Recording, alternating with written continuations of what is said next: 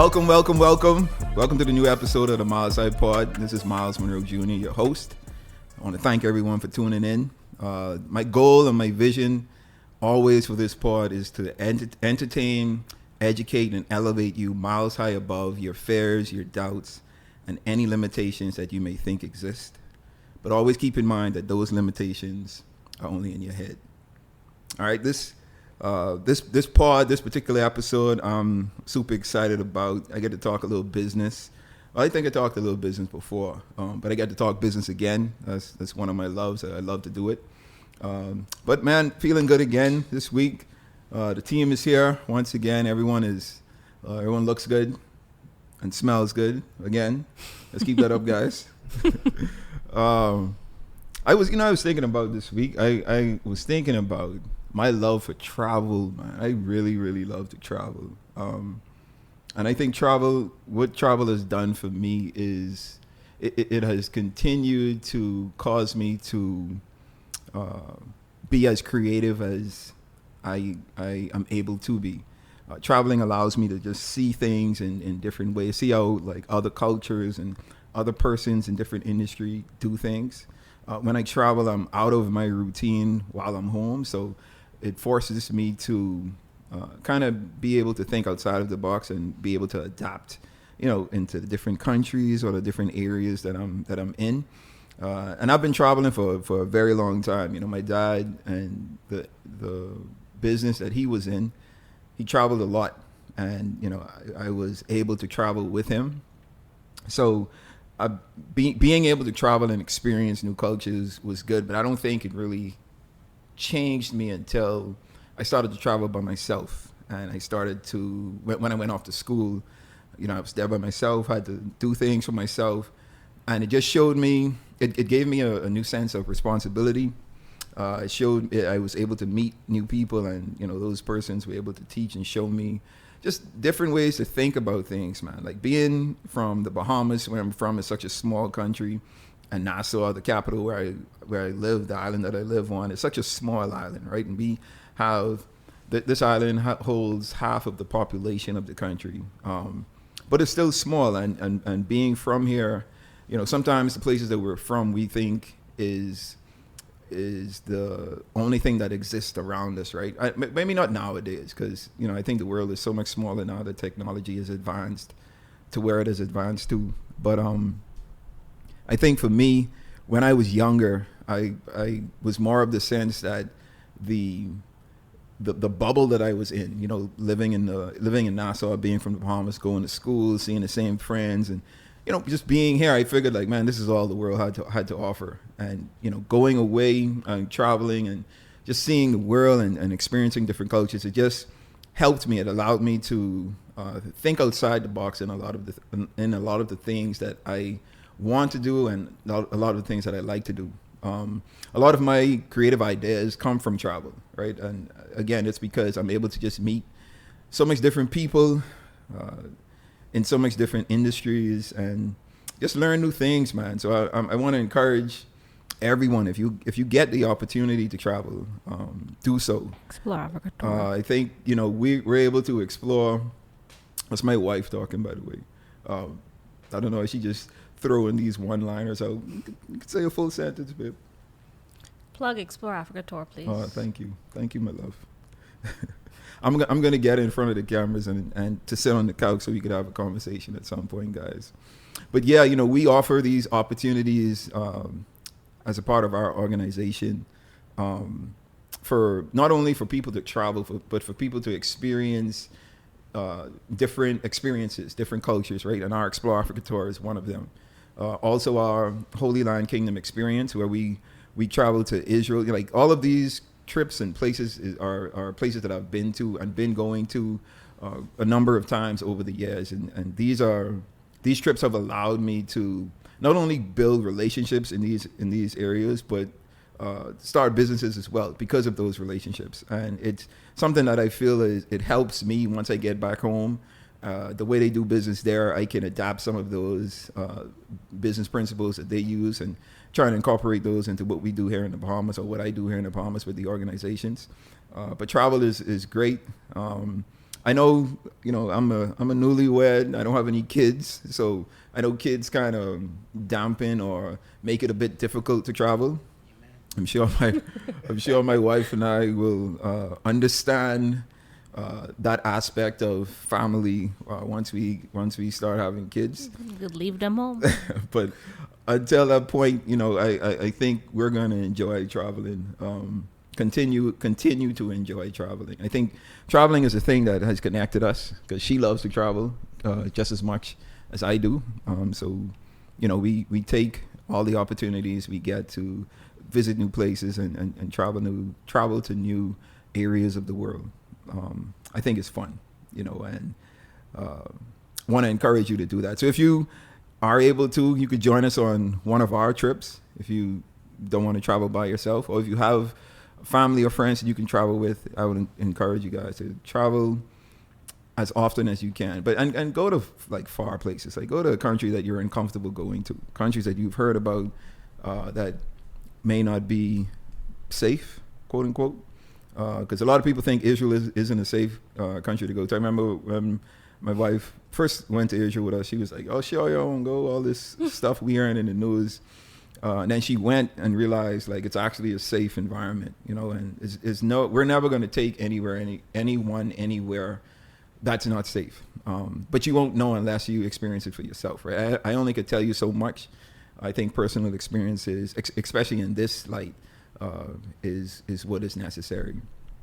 So I love to travel. Just wanted to share that. I think with each episode, I'll give you a little bit of insight of things I like to do, what keeps me ticking, what inspires me to keep waking up and be encouraged every day. All right. So today, let's see. So we're talking about business, right? And one of my favorite subjects to talk about because of who I am and the way that I'm built, the way that I think God has designed me. I'm so attracted to business. I'm so attracted to the concept and the idea of starting something from nothing. From I could remember from a young age. I've always been one to just take a sip. Yeah, I've always been one to be excited about new ventures, right? New things that I could embark on and bring from the idea to the forefront, right? To make it a reality. And I think one of the main things that I've learned over the years, and I think that is most important throughout our daily life, and not even just about business, right? I think this is a life principle, and it has to do with the principle of management. I think management is super important, and management is actually very important to God, right? I think that you know what, you want me to show you how important or how much God hates mismanagement or like lazy people. If you go to, I'm sure everyone knows about this parable about the talents, right? In Matthew 25, verse 14, that's where it starts. And, you have this wealthy master that wants to go off on a trip. And he has his 3 servants who he calls to him before he goes. And, he tells them that he's going on this trip. I want to leave you guys with something while I'm gone. I want to leave you a piece of my wealth. So he gives one servant 5 bags of gold. He gives the second servant 2 bags of gold. And he gives the third servant 1 bag of gold. And the Bible says that he gave them what he gave them based on their ability. And that's like a super important aspect to that particular parable, because sometimes like when we read the Bible and we see these like 1 or 2 liners where it says, and he gave them based on their ability, like we don't really pay too much attention to that, but like that's super important, right? Because the principle behind that is you're never going to be blessed or be given, at least from God, more than you're able to manage. more than the ability that you have to manage, right? And I think God is always, he's constantly testing us, testing our management skills. How good are you at managing? How good are you at managing the resources and the things that I make available to you? So he gave them what he gave them based on their ability, right? So the master, going back to the parable, the story. So the master goes off. The servant that got the 5 talents, the Bible says that he immediately went to work, right? Immediately went to work, and he doubled what his master gave him. So he started with 5 bags of gold, ended up with 10. The second servant did the exact same thing. Started off with 2, went to work, doubled the wealth that he was given. And then the third servant gave an excuse, right? He said, man, I know my master is a shrewd master, and I don't want to lose this money, right? This wealth that he has given me. So what I want to do is I'm going to bury this. He dug a hole, put the bag of gold in, covered it up, and just waited, right? Didn't really do anything with it. And in his mind, like imagine in his mind, I'm sure he was saying, like, I'm keeping this safe. I'm not going to lose, this wealth that he's given me. At the least, I'm going to give him exactly what he's given me, right? So some time had passed. The master came back and, approached his servants. They came to him. The first one who, was given the 5 bags of gold showed his master that, look, I turned this 5 into 10. Master was super excited. He said, because you've done this, I'm going to give you an abundance, right? An abundance of more. I give you access to a lot more than you had. The same thing with the second servant who doubled the 2 bags of gold. Master was super excited. You've doubled the wealth that I've given you. I'm going to give you an abundance. Came to the third guy, right? And all of us have this one friend, right? Who you want so much for them to be successful, right? You want them to just think, and I'm sure like this, and the Bible said he gave it to him based on his ability, right? So I think the assumption here is the master knew the type of person that this servant was, but I think his hope was maybe he's going to get it this time, right? Like maybe I'm going to give this to him. I'm going to go away and he's going to be inspired to do more than just nothing, right? So the guy comes, say, hey, master, I didn't want to lose this money for you. I know you harvest where you don't plant, and, gave whatever spill he gave to his master and thinking that he did a good deed, right? He did a good thing. And his master said, man, you wicked servant. Now, I imagine that the word that he used that we translate to wicked, I'm sure it means it's a bit more dirtier than wicked, right? Probably was like, man, you devil, or you, one of those words that when you upset at someone, like you may say, because I'm sure like he was like, man, you can't even, you could have at least put the wealth into a bank account and earn maybe not 100%, right? But you could have earned 10%, 5%. I would have taken 2%. I'm pretty sure that's what the master said. But because you did nothing with it, I'm going to take what you have. I'm going to give it to the guy that has way more, right? He gave it to the guy that initially had the 5 bags of gold. And all of this has to do with the way these 3 servants decided to manage the wealth that they were given. And I think this is a clear indication that God he is a rewarder of good managers, right? And I think that's what Jesus was trying to really get across with this parable. He rewards good management. And I'm always thinking about how God gives us gifts and talents and all of these things on the inside, and he wants us to do a whole lot more with them than the state that he gave them to us in, right? So he gave us them. We were born with these talents. He doesn't want them to remain dormant, right? He wants us to be good stewards and managers of the resources that we have, whether internally or externally, so that we can be productive, continue to be productive. If you're given talents that you don't use, they're going to be taken away, right? They're going to be taken away and given to someone else. If you use your talents, right, and you're able to attain wealth and attain success, and then you mismanage the wealth and success that you attain, you're going to lose it. And it's all because of mismanagement. You know, I think about Mike Tyson, for example. Mike Tyson was probably one of the historically greatest boxers that we have known. It is said that Mike Tyson attained around $300 million of prize money throughout his career. And when Mike Tyson retired, he retired with a negative $30 million balance. He had a negative $30 million debt, right? You look at MC Hammer, the exact same thing. I think his number is maybe a little more than 300 million that he attained throughout his career and retired broke. Look at lottery winners, right? You got these people who come from absolutely nothing. I think the last lotto that I saw that was won, the prize money was like 1.2 billion or like some crazy figure, right? And a lot of lottery winners, like once they win, a few years later, they go broke again. And I think it's because of poor management, right? And it's the only way that we can be successful at the things that we do is if we are able to be good managers of the resources that we're given.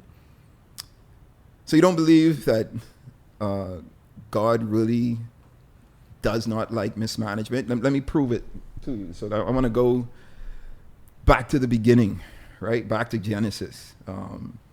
Again, this is a verse that I have read numerous of times, but really now I've gained a better understanding of it, and it has a lot to do with listening to my dad. You know, my dad is arguably one of the best speakers I've ever heard, and I listen to a lot of people, but the way that he is able to break things down and be repetitive with it until you understand it, right? Until you understand it for yourself.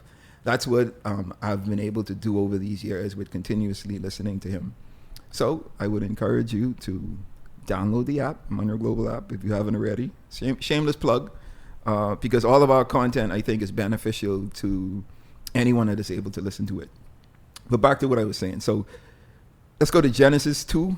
Genesis 2 verse 5, right? And this is during the creation. God is spending these 6 days creating the world and the earth and all of these things inside of the earth, right? And in Genesis 2 verse 5 it says, no shrub had yet appeared on the earth, and no plant had yet sprung up, for the Lord God had not sent rain on the earth, and there was no one to work the ground. I'll read it again. No shrub had yet appeared on the earth, and no plant had yet sprung up, for the Lord God had not sent rain on the earth, and there was no one to work the ground. So this tells us that God created the earth. He was going through the creation process, but he didn't allow anything to grow at the time. He didn't send rain on the earth as yet, because he didn't want anything to grow, because there was no one there to manage. There was no one there to work, right? And I think that tells us that God is never, if there is no one there to manage, God will never allow anything to grow. So think about our personal lives, right? If we mismanage things, God will never allow us to grow. He'll never allow us to grow in our gifts, in our space, in our industries. I think we have to show ourselves as good managers of our finances, good managers of our health, good managers of our relationships, good managers of our gifts and talents, good managers of our time. All of these aspects of our lives, we're supposed to be good managers in, so that we can be rewarded. Like, I think using money and finances is good, but we're also supposed to be good managers in all of those areas, right? And I think for us to be good managers in those areas, there are a lot of things that we can do individually, right? So when it comes to managing money, like, we can budget, right? I create a budget for myself every year, and I make sure I stick to my budget. I put all of my earnings and my expenses into this one budget. Like, you could ask my wife, I have a spreadsheet that I look at just about every week. And I'm ensuring that I am sticking to the budget that I've created, right? You should always continue to live within your means. That's something that it's hard for some people to do because everyone wants to look like they're doing well, right? And they try to look like they are worth more than they actually are, whether that's with the clothes that they wear, the car that they drive. You know, there's this desire to sometimes live outside of our means, and that's a sign of poor management. When it comes to time management, like, create a to-do list. You know, create a to-do list and prioritize. Be intentional about creating space in your days and weeks and months. Prioritize, like, ensure that you're managing your time well, because if you don't, you're going to start losing in a lot of areas in your life because you're not going to have the time to finish things that you need to finish. Another way that we could manage is to manage our health, right? You could go to the gym and diet well. I think I'm an avid gymmer, and I'm pretty good at my diet. I try not to eat horribly. You know, I try to be as conscious as I can about what I put into my body, because in order for me to be successful and to be able to do the things that I do, like, I have to have a healthy lifestyle. I have to be able to function. I have to be, not burdened with illnesses and sicknesses that could keep me down or stop me from being able to operate. And then in managing our gifts and talents, you know, we have to continue to develop ourselves, continue to refine ourselves. I think it's very important the way we manage. It has to be intentional. You know, a lot of people, they ask God to bless them, right? They want God to bless them with, $1 million. And God is looking like, man, you can't even manage $1,000, right? I give you 1,000 on Sunday, and by Tuesday, you only left with 50 cents. And you have nothing to show for where the money went. Or they are in these, God put them around individuals to create great relationships with them, right? And they don't manage those relationships right. They take these people for granted. They take advantage of them, and they lose those relationships. So there are ways that we need to manage not just finances, but everything that is in our lives and every person that is in our lives and the things that we're involved with. I think for me, I try to always be conscious of the way that I manage. And I think relationships is probably the most hardest for me. And I'm sure my wife would agree a whole lot. She's sitting over there smiling. You right. But I've gotten better because I've seen the areas that I'm weak in, right? And I speak to my mentors all the time on what I can do to better the way that I manage the different relationships that I'm in, right? Because it's not just the personal relationships, it's also the professional relationships. So management is key. My dad has this saying where he said, like, wherever there is an issue in any area of life, it is due to mismanagement. And that is so true. Like, if you find someone who is broke, or find someone who is sick, or find someone who is going through a divorce, or losing their business, losing their job, it all ties back to mismanagement.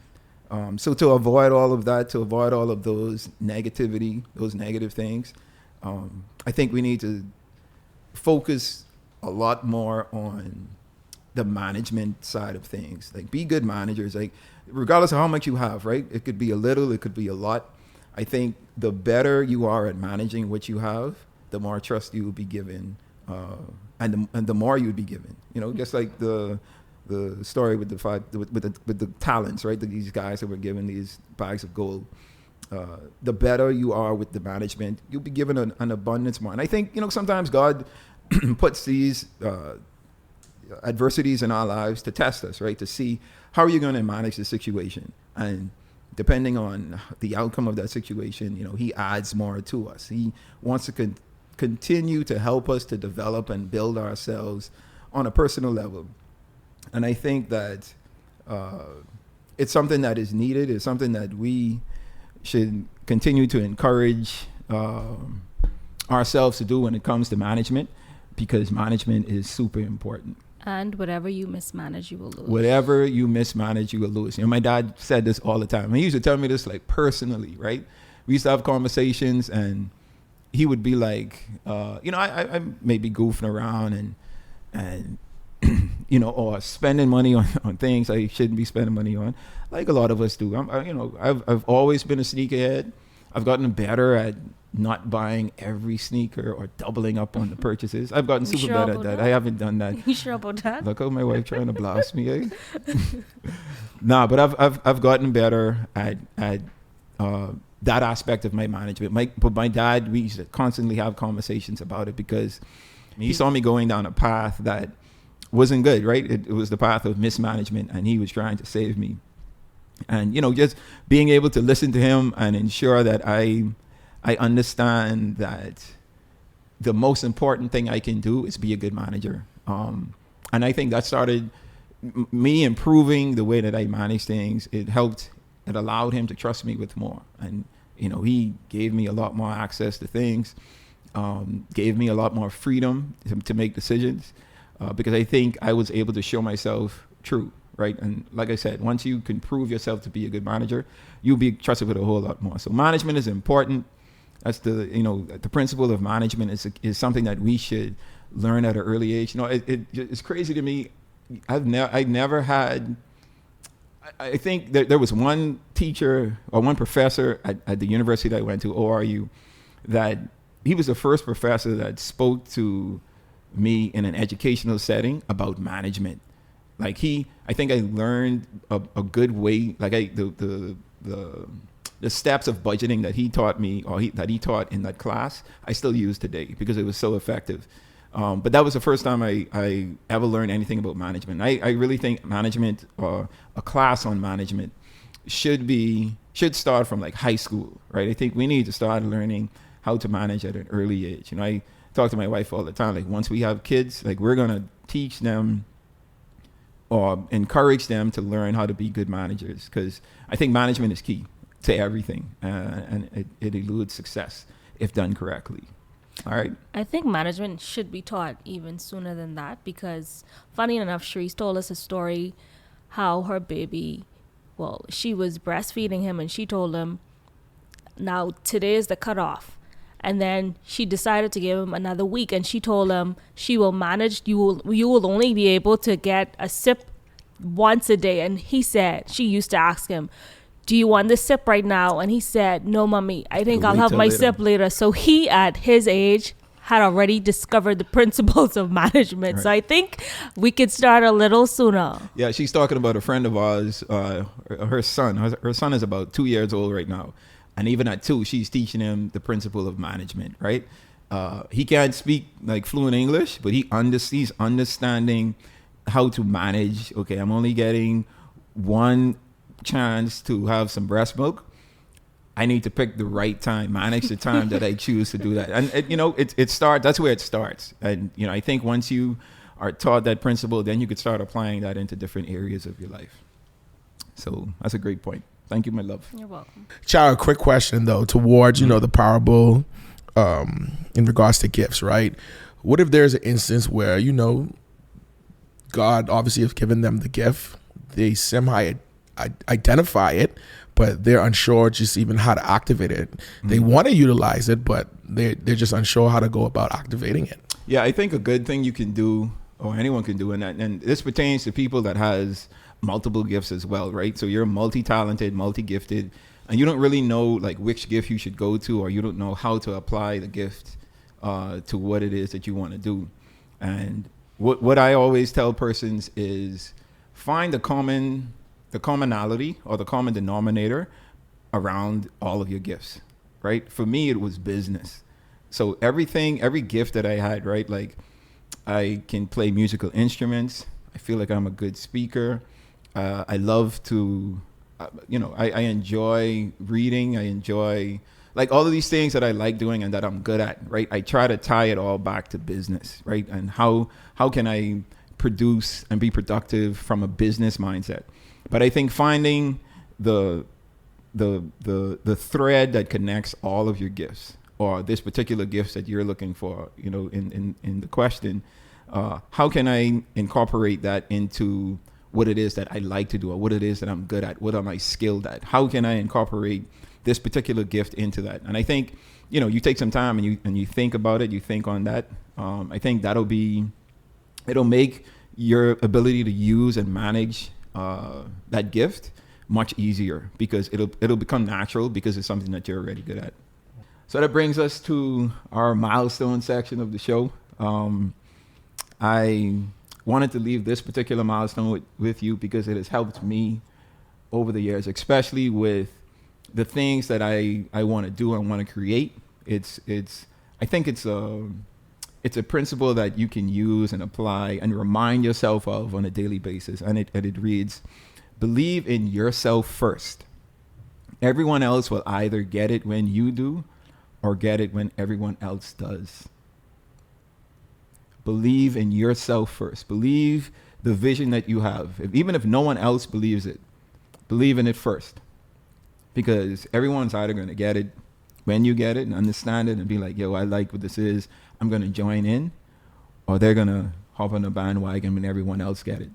But that at that point, your belief would have already made it a success, especially with the great management that you're going to do with whatever it is that you're believing in. All right. And that brings us to the end of this particular episode. I enjoy these parts, man. I'm able to just share, as always, my experiences, my insights, my observations. I can't wait till I could bring some guests on so that I can elaborate with more insight and more experiences, not just mine. Looking forward to that, and then that's going to come in future episodes. But until then, every time that we're here, my goal is to entertain, educate, and elevate you miles high above your fears, your doubts, and any limitations that you think exist. But always keep in mind that those limitations only exist in your mind. All right? So you guys stay blessed. I'll see you on the next episode.